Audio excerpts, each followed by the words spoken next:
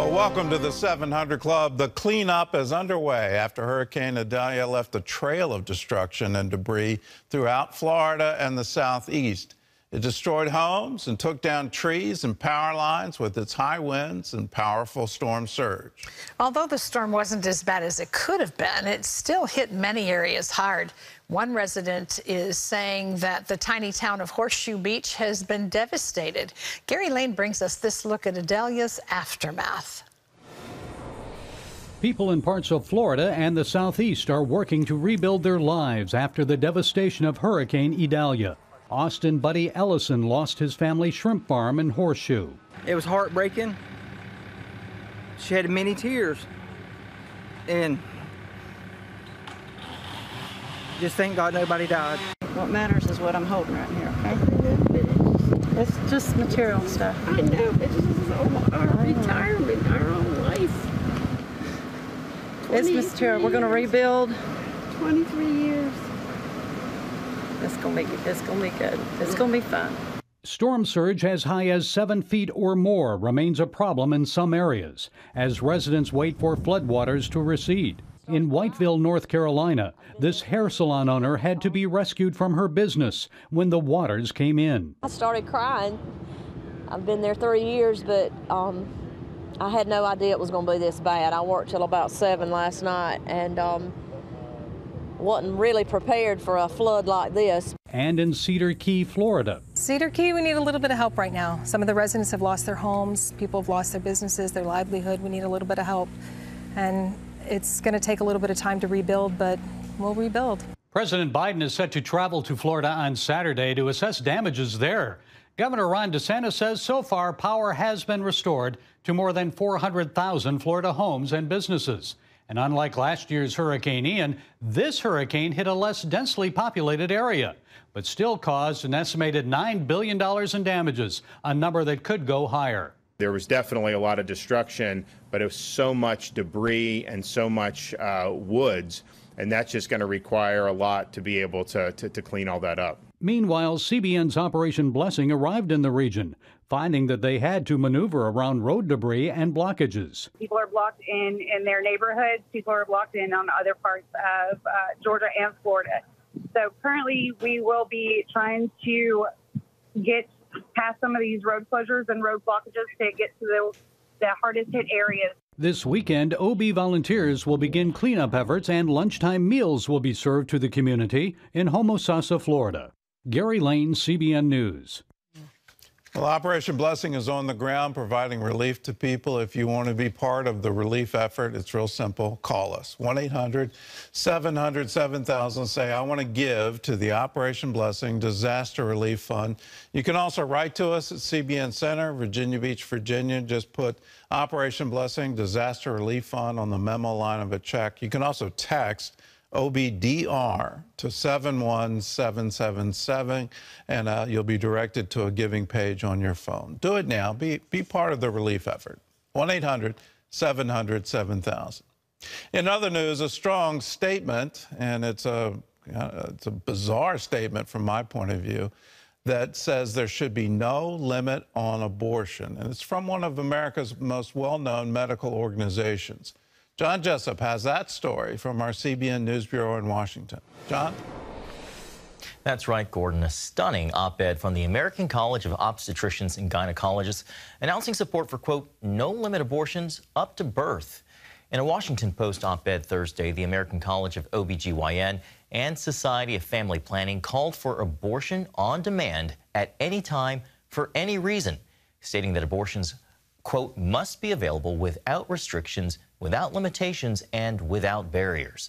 The statement was in response to another Washington Post opinion piece by pro-life strategists pushing for Republican presidential candidates to be more outspoken on abortion.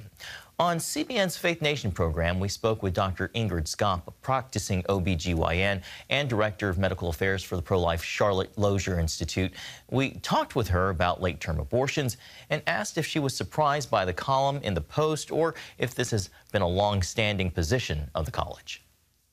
Sadly, this is not surprising to me. I've seen an progression over the years of more and more pro-abortion stances taken by ACOG's leadership. I've been a member of the organization for about 30 years. They have never surveyed their membership about our feeling about the pro-abortion positions that they take. The reality is that only 7 to 14% of practicing obstetricians will perform an elective abortion. It's good that this discussion is happening so that the American public can come to the realization that, yes, late abortions are happening. Yes, they're dangerous. Yes, they are killing babies electively, healthy babies and healthy mothers. And the other discussion that we're not having but we need to have is the fact that some of these babies are born alive and do not leave the abortion clinic alive because nobody is supervising abortion clinics to make sure that they're not actually committing infanticide. So our country's very extreme. I think most people don't realize that. And yet if you ask them consistently, they'll say, no, we should have restrictions far earlier in pregnancy. The controversy over abortion limits is likely to add fuel to the fire for this issue during the upcoming elections. Well, another big issue in politics, the age of America's leaders. Those concerns on the rise again after Senate Republican leader Mitch McConnell froze while speaking to reporters this week in Kentucky. It was the second episode for the 81-year-old Senate Minority Leader in recent weeks. But McConnell is not the only top figure Americans have questions about. CBN Washington correspondent Hillary Powell brings us that story. A spokesperson confirms to me the senator's doctor has cleared Leader McConnell to continue with his schedule as planned. But this latest scare is raising more questions about the age of politicians on both sides of the aisle. Nearly 30 seconds of sudden silence Wednesday from the Senate's top Republican Mitch McConnell during a press conference is raising concerns on whether he's still fit to serve in office. Video from a local news station shows after 81-year-old McConnell was asked whether he would run for re-election, he trails off and stares straight ahead for about 10 seconds. Anything else you want to say, or should we just go back to your office? The incident comes more than a month after McConnell had a similar freeze-up mid-sentence while speaking to the press on Capitol Hill. The following day, 90-year-old California Senator Dianne Feinstein appeared confused during a committee meeting. Yeah, just say aye. Okay, just aye. Nearly a fourth of Capitol Hill lawmakers are over 70 years old. No boundaries exist for a maximum age to hold elected office. GOP presidential hopeful Nikki Haley tells CBN's Faith Nation the status of a politician's mental fitness is pertinent to their ability to serve. We seriously need to have a conversation that if you're going to have anyone above a certain age in a position of power, whether it's the House, whether it's the Senate, whether it's vice president, whether it's president, you should have some sort of cognitive test. ABC chief medical correspondent Dr. Jennifer Ashton says when aging, not being able to speak or respond on command is cause for concern. Warrant urgent neurologic evaluation. Hours after the incident, in a series of tweets, Representative Dean Phillips expressed concern for McConnell and says though he supports term limits, he writes, it would require amending our Constitution. Nonpartisan group U.S. Term Limits contends age is just a number. What's needed is more turnover in Congress. Age really is not an issue when you have regular rotation in office or term limits like our founders intended. So there's nothing ageist about term limits, but it does help solve the problem of our gerontocracy in Washington, which is getting severe. A new AP NORC poll released this week shows age continues to be a concern for voters. 3/4 of the public think President Joe Biden is too old to serve another term. Although Donald Trump is only 3 years younger than Biden, only about half of the adults agree that he is too old to effectively serve another term. In Washington, Hillary Powell, CBN News. Thank you, Hillary. Gordon is reading this morning in USA Today that this is the third oldest Congress since 1789. Well, it's part of the power structure of Congress, and we all have to recognize that. We're the ones, we vote for these people, and we vote them into office. And the reason that you have an edge as you age is that you now have seniority. The Senate, in particular, rewards seniority. The longer you serve, the more likely it is you'll be chair of a committee. If you're not chair of a committee, well, then any legislative proposal is going to have a very hard time. If you're chair of that committee, then what you think should pass is what gets through committee in order to get to the floor of the Senate. It's somewhat similar in the House, but there's sort of this 20-year you've got to serve that long in order to get into that position of power. And then on top of it, your party has to be in power for you to exercise the rights of the chair of the committee, and you pick who's on what committee.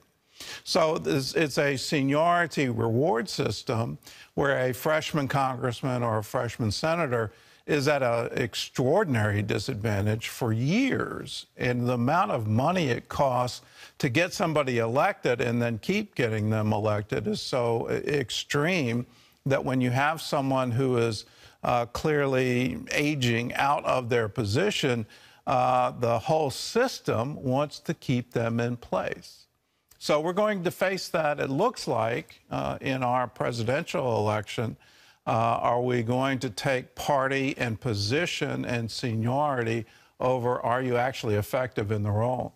And it ought to chill everyone. If you have somebody on a committee turning to a sitting U.S. senator and saying, just say aye, it underlines the whole problem.